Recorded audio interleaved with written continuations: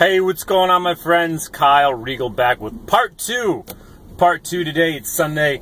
On my way home from the gym to the How Kyle Cured Crohn's Disease part two. I'm going to get a little more detail on some of the specifics that I did. And granted, my situation is unique, just like everyone else's situations in life are unique. And with that being said, you know, we all start out at different places, and I'll just start right there. So when the doctor diagnosed me with Crohn's back in, I don't know, 07, I think it was, she was very amazed and just surprised, quite frankly, on how, you know, in good shape and healthy I looked, because she said most people with Crohn's or colitis or any autoimmune disease, they look very weak, they're frail, they don't have a lot of energy. I had pretty much normal energy. I was strong, you know, I had good muscle mass, you know, low fat, all that stuff, but it was because I was always training, I was always working out. So with that, I went into it already healthy. And so that gave me a little bit of edge, right? It gave me a little bit of heads up, and I did have, at that time, it was like 4 to 5 years of knowledge in the health and fitness industry from, you know, bodybuilding. I did 2 bodybuilding shows and training consistently for those since I was really in freshman in high school, so since like 98, you know, I was training, so I already had like, what, almost 10 years of training under my belt. What I did also have, though, which typically what I find in literally like 98% of people's diets is, all y'all eat crap. Just saying, eat a bunch of processed bullshit food. And I did too. And I say that with a lot of compassion and empathy. But we as a society have been brought up in you know, cultured, I suppose you could say, in the fact that let's just get something quick and easy. Just whatever's quick and easy. Let's not cook. Let's not make our food. Let's not really, just quick and easy because we don't have time. Well, the deal is, if you don't give yourself time to make quality food or purchase quality food and put quality food in your body is not going to function very well. So that is why autoimmune diseases are becoming so prevalent. I shouldn't say that's particularly why, but that's in my belief, and again, as a disclaimer, I'm not a doctor. I'm not a certified nutritionist. I'm just a guy who was diagnosed with Crohn's about 6 years ago and have become more healthy since then because of it. So, choose who you want to listen to. Anyways, the food industry, right? You go out, you eat, you get pretty much sugar, you get carbohydrates. Carbohydrates, sugar, they're all the same. You look on the back and the nutrition labels, you're going to have to start reading nutrition labels if you really want to take control of your health in any standpoint that you are. So, you look at carbohydrates, let's say 6 grams, 10 grams, 20 grams. You see low fiber, low fat, all that stuff. Well, the low fat propaganda started back in the 1970s, roughly, maybe 1960s. And ever since the low fat propaganda began, lo and behold, heart disease, obesity started to rise in America. So, what's that got to tie? I just read a study on that the other day. I can't remember the website. I'd say go read it. It was pretty interesting, though. And so this whole low-fat thing, well, what they replace food with that is low-fat is sugar. They up the sugar. If you go look at yogurt's a great example. If you look at a full-fat yogurt, it probably has anywhere between 7 and maybe 12 grams of sugar in it. And it'll have like 16 grams of fat per serving. Okay, the fat's fine. It's pretty good quality fat, kind of, for the most part.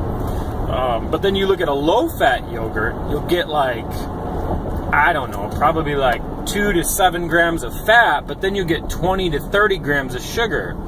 So really what happened is we started eating more sugar back in the 1960s and the 1970s, and lo and behold, we get all these diseases. Well, also what sugar truly is, that's why you see kids are a perfect example, because kids' bodies, their immune systems, they're still young and very sensitive and you know, almost frail to the environment. And so you give your kids, right? I don't even have kids, but I have a lot of fun with kids. That sounded bad, but kids are cool. Anyways, I love kids, they're great. You give kids sugar, they get a sugar buzz. They start running all over the place and all over. They can't stop, right? Well, it's kind of like alcohol. You drink alcohol, you get a buzz. Well, sugar buzz, alcohol buzz, what does all this mean? Well, sugar is essentially, especially in the form that we have it most commonly available today, is a form of, it's a toxin that we put into our body, that we eat as a food. That's why we get this sugar buzz. That's why after Thanksgiving you eat a ton of pie and potatoes or pizza, you know, on game day, or drink a lot of beer, whatever it may be. Typically at some point after that you get tired and you just want to fall asleep and take a nap. Well, what happens in your body, there's a hormone called insulin, and that hormone gets released in order to shuttle the sugar, shuttle the glycogen. Okay, sugar, here's how it works. Carbohydrates and sugar is a carbohydrate. Okay, so bread, for example, whole wheat bread is a carbohydrate. Pizza is a carbohydrate, mostly. You know, all of these sugar and carbohydrates, people get them confused. So with that, we eat a bunch of sugar, carbohydrates. That in turn gets turned into glucose, which is our body's type of fuel source that breaks down from sugar, right? And then that glucose needs a vehicle to shuttle it to the certain places in our body. So that vehicle is insulin. So insulin rises, and when your insulin is high, there is basically a switch, and it can either be on or off. Not a literal switch, but we're going to call it a switch. And that switch will turn on fat storing or turn off fat storing. So when your glycogen is high, your fat storing mode is on. Okay, that's one thing that happens. So you store more fat. That's why people gain weight typically after they come off of a what's the diet? The Atkins diet, because they haven't any sugar and they go back to their old eating habits. So with all of this, just drawing that as a conclusion and as a point, as an example for you to understand that sugar, carbohydrates, they're not healthy for us at all. And what sugar also is because it's a toxin. We are, as human beings, somewhat allergic to it. They say with autoimmune disease, so I'm wrapping this back in to autoimmune. What happens is, since our body is allergic to that, that's why the autoimmune, that's why the inflammation occurs in the intestine, in the stomach, wherever it may be, depending on which label they give that to you. So that turns on, right? You get this inflammation. It's just like getting stung by a bee, right? You get stung by a bee, it inflames on your skin on the outside. Well, that's a threat to your body. So if you get stung by a bee on the outside of your body, oh, it's, I just got stung, put a little baking soda with a little bit of milk in it, and then it'll go down, right? It takes the pain away. Well, when we get an inflamed intestine, right, it's just this disease.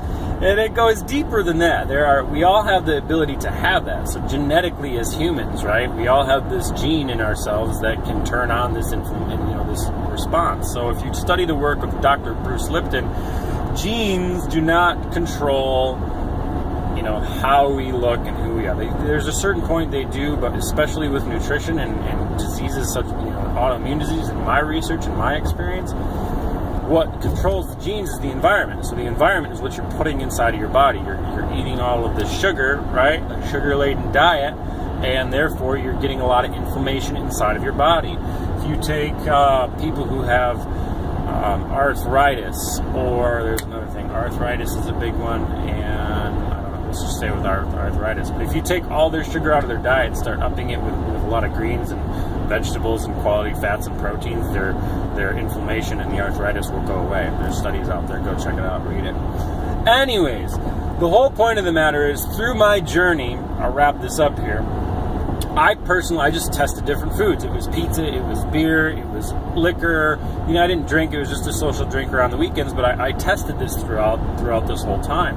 And what I found is that I was just sensitive to, and I was eating a lot, okay, because I was like in the bodybuilding mindset, like, gotta eat everything, eat.